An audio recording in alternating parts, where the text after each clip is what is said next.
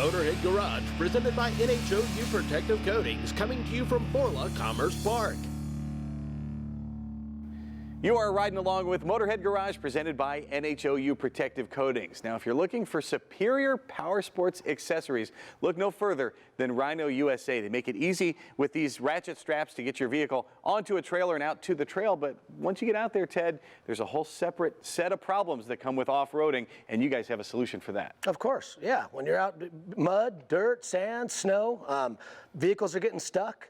You got to get yourself out. So we got everything from shovels to straps, snatch blocks. We cover the gamut. Let's start with the shovels. Now, you found a need for one of these, and you didn't have a shovel, so you developed one. Right, little embarrassing to be out in the field, off-roading in the dunes and get stuck, and I've got a strap, but I've got no way to dig the vehicle out. So we started there, started developing the shovel. Nice big head on that thing to dig out when you're stuck in the sand or snow or mud. And these folks have been doing this for years and years and years, and they've developed it for their own vehicles, for their own sports. You know it's going to be right for yours. And moving on to the hitch receiver here, tell me about that. Yeah, nice big heavy steel hitch receiver. This is how you're going to connect your tow strap, either kinetic or regular recovery strap. And you don't want to be using a ball. That's what we see a lot of people doing. They're looping the end of a tow strap over a ball, which creates a metal projectile coming right on a rubber band. That's terrible. People are getting hurt with that kind of stuff. That's a terrible idea. Using the proper tool for the proper application is important. And the hitch is the safest place from which to tow a vehicle. Absolutely, 100%. Yes. Very good. Moving on to the snatch block there. So snatch block, you're going to use this with our winch recovery kit. We'll come with a tree saver strap, snatch block, tow strap. And we can build custom kits for anybody, any application, whether it be self-recovery or recovering other vehicles. Seems like the trend in the industry now is moving on to lightweight, kinetic on the snatch straps, and soft shackles, which this is our half-inch heavy-duty soft shackle that we use for Jeeps and heavy-duty recovery. Why are folks moving toward the soft shackles away from the hard shackles? Well, they can be safer, but lighter, easier to carry, more compact. You can smash this thing up, and you're carrying a lot of gear out there when you're off-roading, so compact is important. And that's probably the preferred method if you're fastening to maybe your roll bar or something you don't want to get scratched up. Sure, absolutely. A little easier. You can create tie-down points with this. Rather, with a D-ring, you have to have a D-ring mount or the shackle hitch receiver.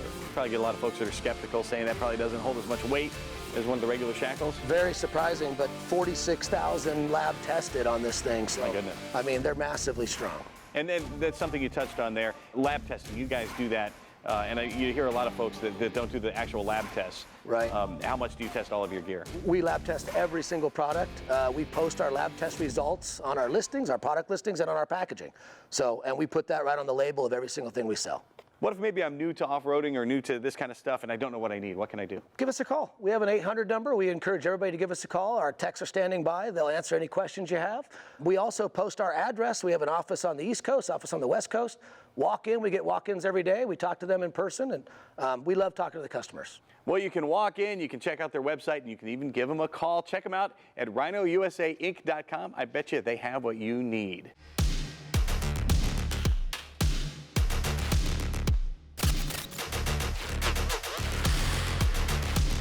When you go to thelastcoat.com/Motorhead, you see their great line of products that are going to make your vehicle look great, and you'll also find a lot of accessories to make the job easier.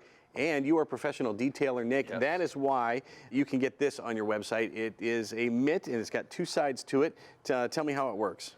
So this is our wash mitt side. You can use this to physically wash your car as well.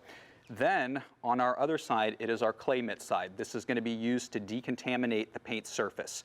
Now we also have the wash mitt side to lubricate the surface because we do not want our clay side on dry paint. So we're going to use this and our last soap to create a nice lubricated surface for our mitt to run across smoothly.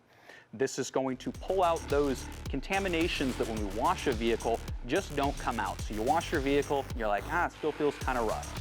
This is the key to that. So you're going to use this to pull all that stuff out, as well as this is going to be a great prep step for applying TLC. This is going to make TLC bond even more to the paint surface and create a better lock on the paint. When you get down to the microscopic level, how does the clay mitt actually work?